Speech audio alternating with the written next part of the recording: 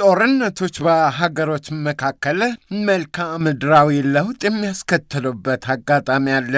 አሁን የሩሲያ ሉዓላዊ የግዛት አካል የሆኑት የኩሪል ደሴቶች በጦርነቶች ምክንያት በጃፓንና በሩሲያ መካከል እጅ ተፈራርቆባቸዋል።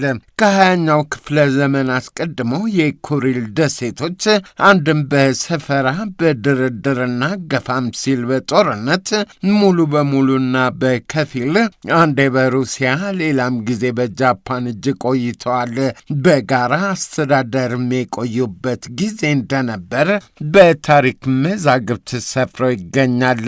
ከ121 ዓመታት በፊት በሁለቱ ሀገሮች መካከል በተካሄደው ጦርነት ጃፓን ድል ቀናት። ጦርነቱ ሩሲያን የኩሪል ደሴቶች ይዞታዋን አሳጣት። እንዳውም በሩሲያ የነ ቭላድሚር ኢሊች ሌኒን የጥቅምት ሶሻሊስት አብዮት ያስከተለው ትርምስ ለጃፓን ሰርግና ምላሽ ሆነላት። በግርግሩ ተጠቅማ ጃፓን ሳሃሊን የተባለውን የሩሲያም ትልቁ ደሴት ጭምር አፈፍ አደረገችው። ጃፓኖች በሁለተኛው የዓለም ጦርነት ሂደት የጀርመን የጦር ተባባሪዎች ሆነው ተነሱ። በአሜሪካ ሀዋይ በሚገኘው የፐርል ሃርበር የባህር ኃይል መደብ ላይ ከፍተኛ እልቂትና ውድመት ያስከተለ ጥቃት ማድረሳቸው ዋሽንግተንን አራስ ነብር አደረጋት፣ ክፉኛ አስቆጣት።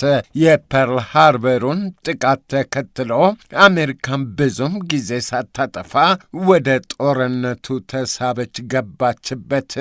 በአውሮፓ የጀርመን ናዚዎችና የጣሊያን ፋሽስቶች መራር ሽንፈት ሲገጥማቸው ትንሽ ቢዘገይም ጃፓንም የነናዚ ጀርመን ዕጣ ገጠማት። ወደ ጦርነቱ ማብቂያ የአሜሪካ ጦር ሙሉ ትኩረቱን በጃፓን ላይ ሲያደርግ ሩሲያ ዋናዋ የነበረችበት የቀድሞዋ ሶቪየት ኅብረት ጦር ግን ዘመቻውን በሳሃሊን ደቡባዊ ክፍልና በኩሪል ደሴቶች ላይ አደረገም። ከሁለተኛው የዓለም ጦርነት አስቀድሞ በጦርነቱ መደምደሚያ ጉዳይ በተደረገው የህብረቱ ኃይሎች የያልታው የመሪዎች ጉባኤ ለሶቪየቶች የኩሪል ዘመቻ እውቅና የሰጠው እንደነበር በታሪክ ሰፍሮ ይገኛል። ከጦርነቱ ማብቂያ አንስቶ ሩሲያ በኩሪል ደሴቶች ላይ ሉዓላዊ ባለቤትነቷን አጽንታ መኖሯን አናዶሉ ጽፏል። ዘ ጋርዲያን እንደ ጻፈው ደግሞ በኩሪል ደሴቶች ውዝግብ የተነሳ በሁለቱ ሀገሮች መካከል የሰላም ስምምነት እንዳይፈረምም እንቅፋት ሆኖ ኖሯል። የኩሪል ደሴቶች ጉዳይ ጃፓንም ሰሜናዊ ግዛቶች የምትላቸው የኩሪል ደሴቶች በሩሲያ እጅ መሆን እያብሰከሰካትና እያንጨረጨራት ከዚህ ደርሷል። በሶቪየት ኅብረት ማብቂያ ዘመን ጃፓን ከአራቱ የኩሪል ደሴቶች ቢያንስ ሁለቱ እንዲመለሱላት ሞስኮን ለማግባባት ስትጥርና ስትለማመጥ ቆይታለች። ነገሩ ዳር ሳይደርስ ወደ ስሜት መደፈራረሱ አመሩ እንጂ የኩሪል ደሴቶች ጉዳይ ጃፓንን ሲቆጭ ሲያንገበግባት ቢኖርም ሰሞኑን ደግሞ የእነዚህ ደሴቶች ውዝግብ ጎላ ብሎ እየተሰማ ነው። የሩሲያው ፕሬዝዳንት ቭላድሚር ፑቲን በኩሪል በሚገኘው ትልቁ ደሴት ጉብኝት ማድረጋቸው የጃፓኗን ጠቅላይ ሚኒስትር ሳናዬ ታካይቺን ጨምሮ የእስያዊቱን ሀገር ሹሞች አስቆጥቷቸዋል፣ አንጨርጭሯቸዋል።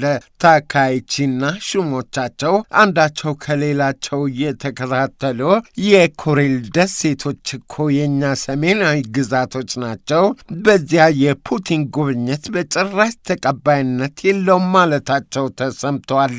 የፑቲን የኩሪል ደሴቶች ጉብኝት ጃፓን አዲስ ነድፈዋለች ከተባለው የመከላከያ አቅም ማሳደጊያ እቅድ የተከተለ እንደሆነ ሲኤንቢሲ አስታውሷል። የሩሲያዋ የውጭ ጉዳይ ቃል አቀባይ ማሪያ ዛሃሮቫ ፕሬዚዳንት ፑቲን በገዛ ግዛታችን የትም ቦታ መገኘት፣ ማንኛውንም ስፍራ ለመጎብኘት የጃፓን ፈቃድና ይሁንታ ያሻቸውን ብለዋል። ለጃፓኖች ቁጣ ምላሽ